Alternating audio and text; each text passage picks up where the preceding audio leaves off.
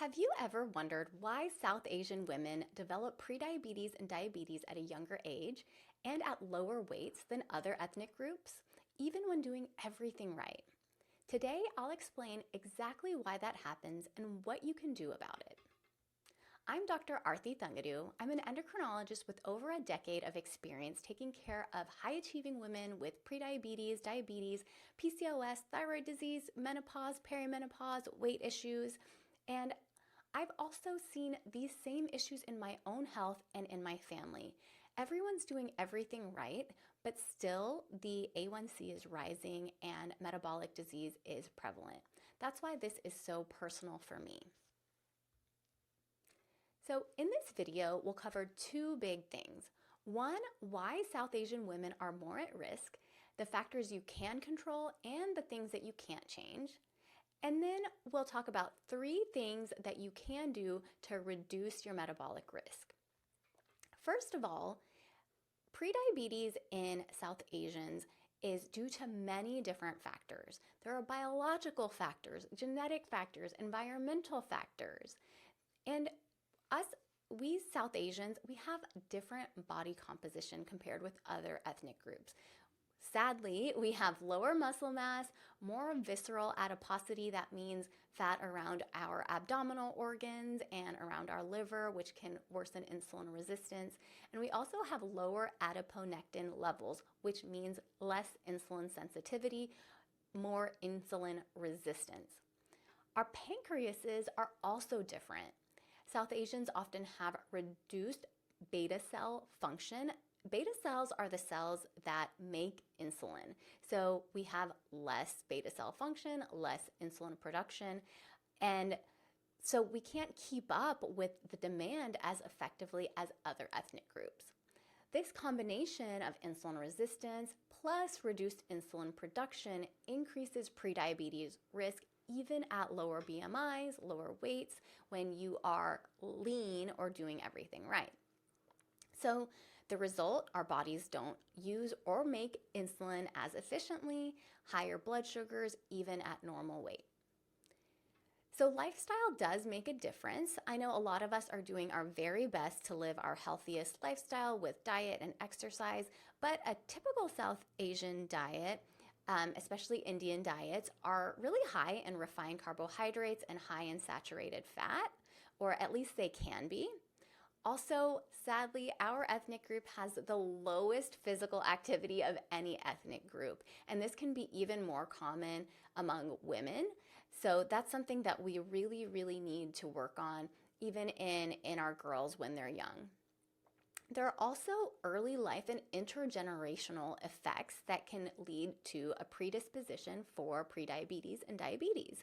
So undernutrition in previous generations, then a quick change in socioeconomic status, or if we've moved across the world to America, to overnutrition can lead to metabolic programming that actually increases risk of prediabetes.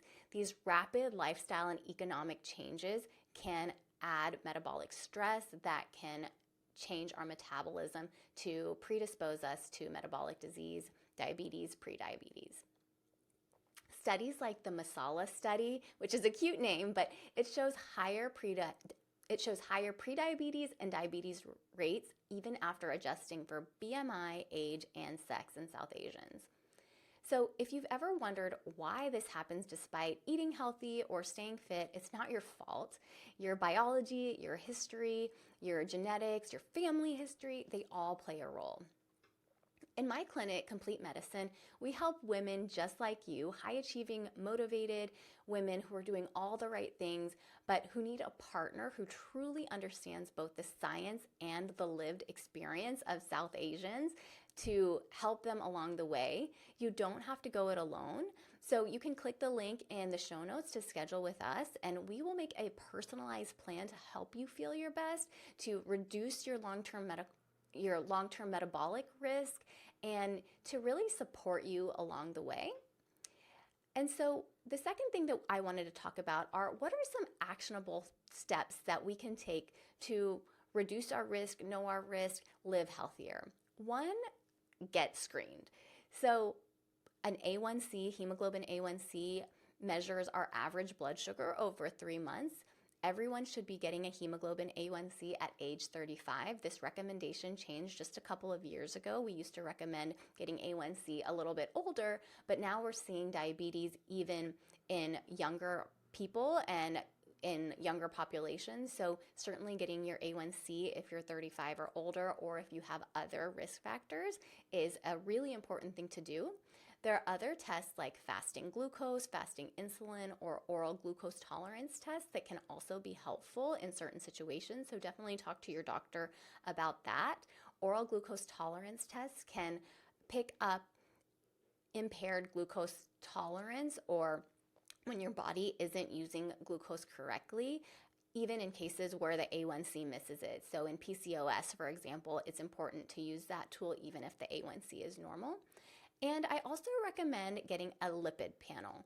So this is like your total cholesterol, LDL cholesterol, HDL cholesterol, triglycerides, and considering getting advanced cardiac markers, advanced lipid markers called lipoprotein A and apolipoprotein B, which can tell you your risk of cardiovascular disease. And in South Asians, I think that we should also consider getting a coronary calcium score. This is an imaging study that tells us if there's any calcifications in the coronary arteries that could lead to heart attack down the road. Number 2, know your body composition. BMI isn't enough. The weight on the scale isn't enough. So getting a DEXA for body composition, or getting an InBody, which might be more accessible, tells us things like your percentage body fat, lean body mass, things that are much more telling about your metabolic health than your weight alone. And they're also more meaningful measures to track than just the weight alone. I tell my patients this all the time. The scale doesn't know the whole story. It doesn't know if you're lifting weights, if you're strength training, if you're getting stronger and leaner. It doesn't tell us if you've eaten more salt, if you're more hydrated or more dehydrated. So it can give you confusing information, and when we rely only on a scale, we can get information that doesn't really help us much. So I recommend getting a body composition, which gives us much more insight than just BMI or the scale weight alone. And 3, strength training. Start strength training if you aren't doing this yet. It builds muscle, which improves insulin sensitivity. It helps agility. It helps balance. Cardio helps, but strength training makes major metabolic shifts. There's been this idea, especially in the South Asian community, for South Asian women to be thin. And I think that it's much more important to be strong and metabolically healthy than to be undernourished and thin. And so we really need to be encouraging all women, and South Asian women in particular, to focus on getting strong, building muscles, improving their long-term bone health, their long-term metabolic health, their long-term diabetes risk, their long-term cardiovascular risk, not just staying thin. So in my clinic, we help women do these things. We help high-achieving, motivated women who are ready to take charge of their health, but who really need a partner who understands their health, the medicine part of it, and also the experience, their lived experience. In my practice, it's me as a physician. I have 2 other endocrinologists that work with me. We also have a registered dietitian who's a diabetes educator, and an RN that helps navigate your care. The healthcare system is really confusing, and it can feel really overwhelming to do all of these things when your visits are so fragmented. You can't get into your doctor when you need to. You can't call your doctor when you need to. So we try to eliminate all of those things by making it really easy to get in with us. We'll get you in within a week. You can call your doctor directly, text us, email us, and we'll get back to you same day. And you don't have to do this alone. We're here to support you to create personalized plans. We can create personalized nutrition plans to lower your risk, to help you make these plans so you're not doing all of this work by yourself. And the goal is to really help you feel your best for the long term, to maximize your health span, how long you're living healthfully and independently. And we'd love to help you. What makes our care different is that we have in-depth, unhurried visits. We get to know you, your story, your struggles, what's worked, what hasn't worked. We build a trusting relationship with you. I'm not going to try to tell you what to do to change your life without really knowing what matters to you, what your goals are, what is important to you. Only after we build that relationship can I offer you meaningful advice based on my education and what I have learned and my experience clinically. And I think that ability to reach your doctor directly, reach me directly, makes it so much easier for my patients, because sometimes, you're laying in bed and that's when you think of the question that you wanted to ask your doctor. And it's a shame to have to wait 3 months when it's no longer relevant or you've forgotten about it. I want my patients to ask me when it's important to them. We also use telemedicine. We make care as convenient as we possibly can. So you can see us from anywhere, between meetings, in car line, from home, from the car. We meet you where you are, because this is about you.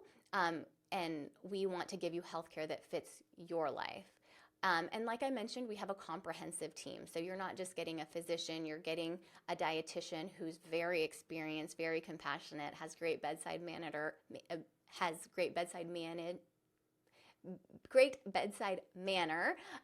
and she's also a diabetes educator if you're already dealing with diabetes. And our nurse is amazing in helping you navigate your care. So you get your appointments, your labs, your imaging, everything is super smooth, and your hand is held throughout everything. We know you're balancing a lot, your career, your family, and everything in between. So we're really here to make health one less thing that you have to struggle with. And our goal at Complete Medicine is simple: to help you thrive in your body, your health, and in your life. Another thing that many Southeast Asian women in midlife are dealing with is Hashimoto's thyroiditis, another super common condition.